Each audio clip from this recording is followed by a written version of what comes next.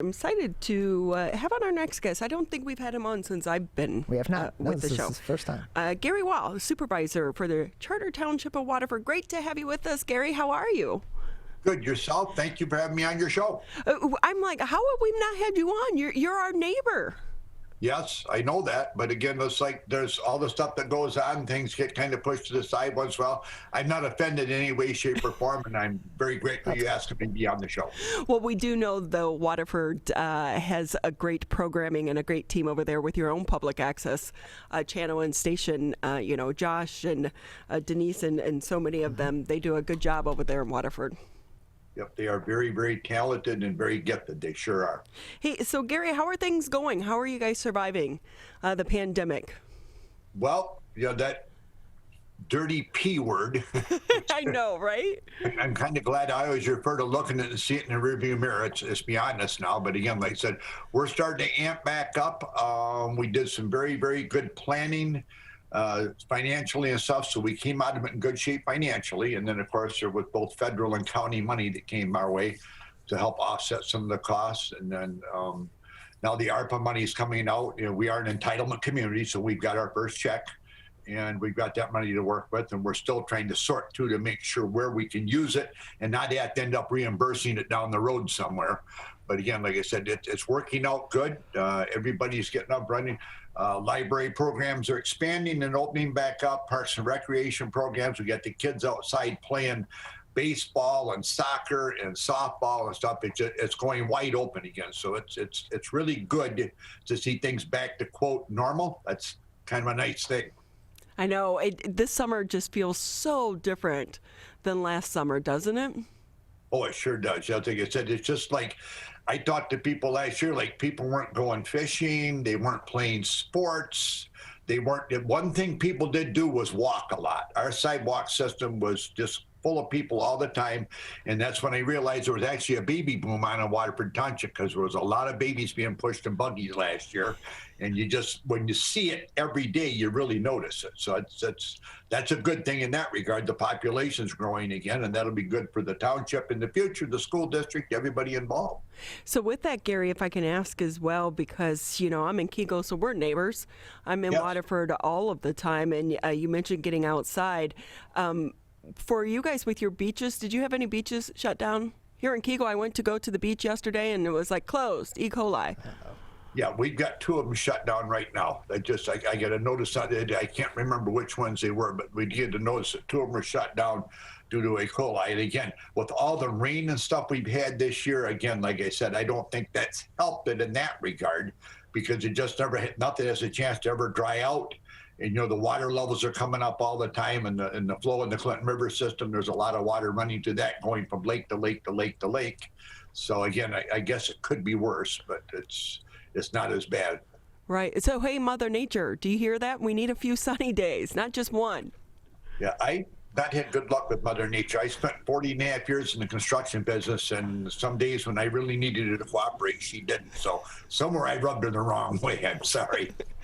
So with your construction background, can I ask you, what is the plan with the old Summit Place Mall location? Every time I pass it, I'm like, that's a hot mess. It is a hot mess, but the biggest complaint was the dilapidated structure that's gone. So that was an improvement in itself.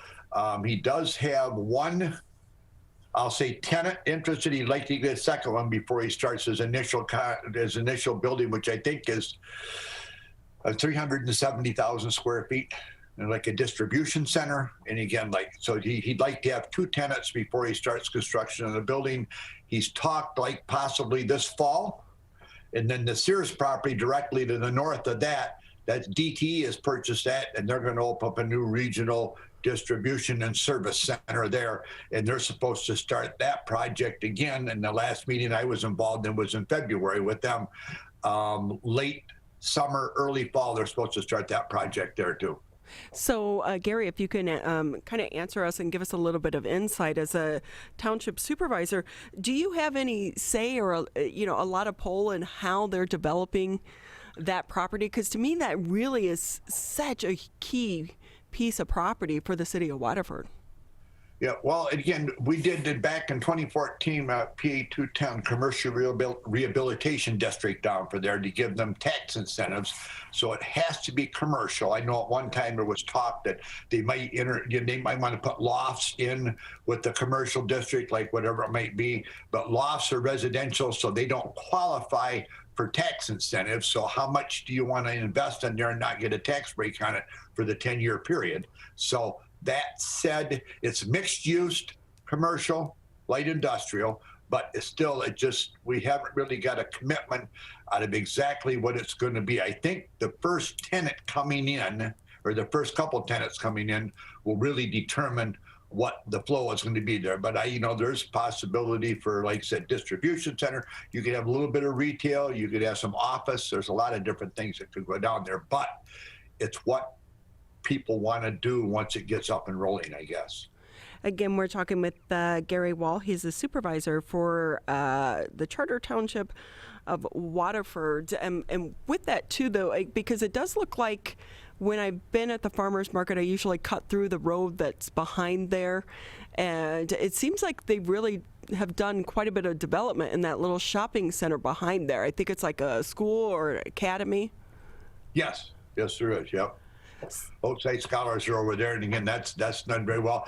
And the last I knew, and I haven't seen the plans on it, or the building department hasn't shared it, they were looking to add on to that and expand that further.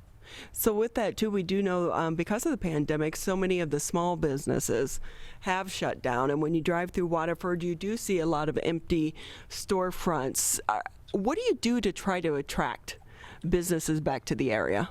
Well, our Chamber of Commerce is very, very involved, and Marie Hosworth, the director of the Chamber of Commerce, she's also a trustee on the board, and she does a lot to try and bring new business in. And again, like I said, people call all the time, and you try to direct people to go where to look, to real estate companies, whatnot, and landlords. You got information that you forward to people and try and bring people into the community, because we had some restaurants close up, we had some small mom and pop businesses close up that they couldn't survive the storm. But one of the restaurants that closed are doing a significant remodel in it right now and getting ready to open it up over on Crescent Lake. So again, like I said, that's a negative turned positive, and we're hoping we see more and more of that as time goes on.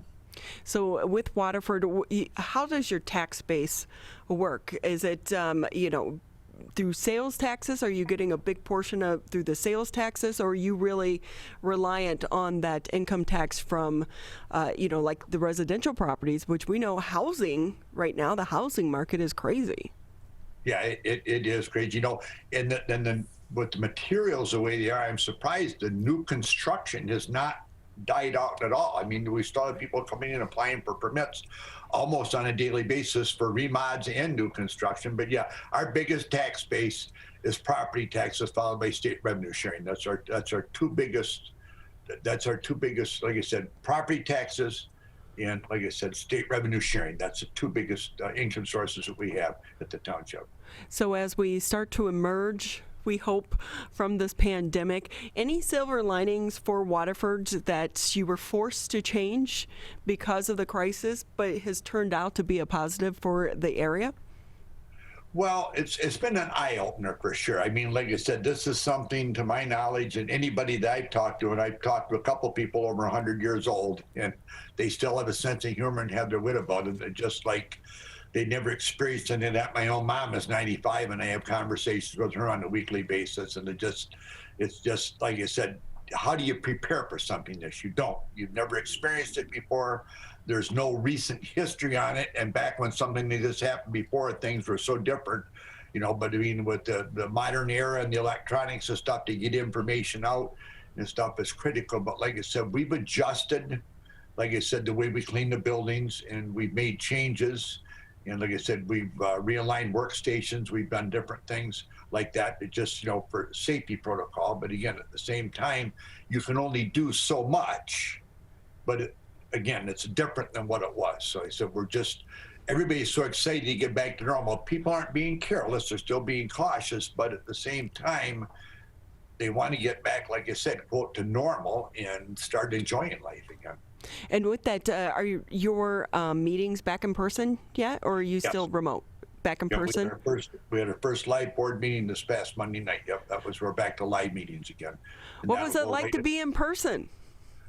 I love it. I am not an electronics person. I didn't dislike it. It was good that we could continue having the board meetings and reach out to the public, but it's better to be back live. It just is. I like to see people in person, and just that's the way I am. I'm old school. Again, we're talking with Gary Wall here on the MegaCast. He's a supervisor for the Charter Township of Waterford. And with that, if I can kind of pick your brain a little bit, not topic about Waterford, but I understand you have a very, very, very green thumb. I do. How'd you get into gardening? Before the show, so they're back to flesh color, but normally they're green. How'd you get into gardening? Well, I had a real good teacher, my dad.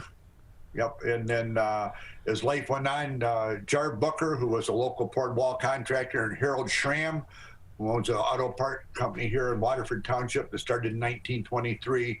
I took coaching and instruction from them as, what kind of seeds to buy and what kind of plants to buy and whatnot. I always liked gardening, and I love peas, I love beans, I love radishes, I love onions, I love tomatoes, cucumbers.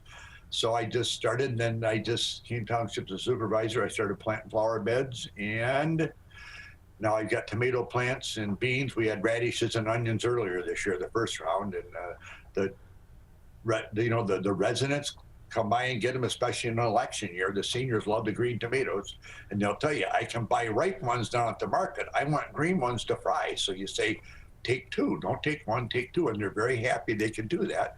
But again, the employees here at Town Hall, they love the produce too, so they have that, and it's just fun. I like to do it. I like to see the end product. But how much time does it take? I will say, I have a very small, I have 4 plants. Mint, which grows on its own, basil, a couple chives, but of course my flowers. But it's a commitment.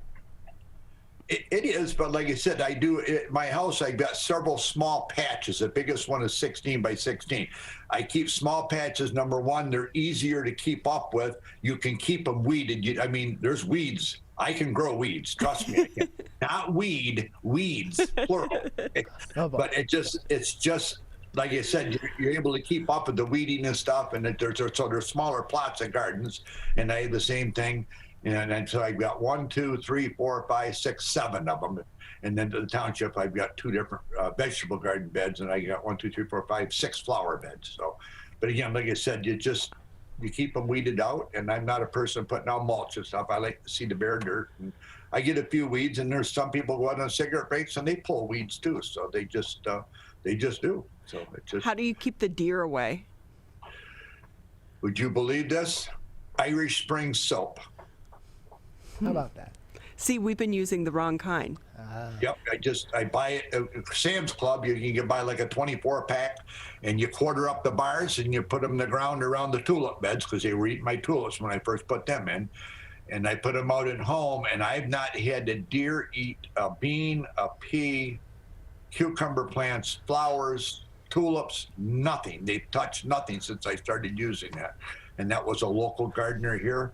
Martha Lawrence, her son, worked for me for a lot of years when I was in the construction business. She taught me that trick, and it's fail-safe. It is. It really is. I'm doing that today. We did do it, but we drilled a hole and then hung it, but only 1 bar. So I guess that's why it didn't work. So that's the secret. I'm doing it today. Yep. Now, there's other people, I've seen them before. They'll go to a local barber shop, and they'll take like a knee-high nylon, and they'll fill it up with hair, and they'll roll it up and put it on a stake and put a nail in it to hold it there. And the human scent, that keeps deer away. But in the area where we have a lot of deer and they're around people all the time, I don't know if that still works or not. But then every time it rains, it kind of reactivates the smell of that hair too. So I know other people do that, but I don't want to handle hair. I don't. Nothing against hair, but I just don't want to crawl around the barbershop floor and pick up hair. I'm with you. That one seems a little weird to me. That's a different level of commitment, I guess. Right. Something just takes some other people's hair. I don't know who it is. It's just hair. Well, we so appreciate your time, and we'll have you back on soon. Let us keep us in touch with what's going on there in Waterford. We're all neighbors. Yes, we are. Yep. I thank you for having me on the show. I appreciate it, and I'll see you again soon.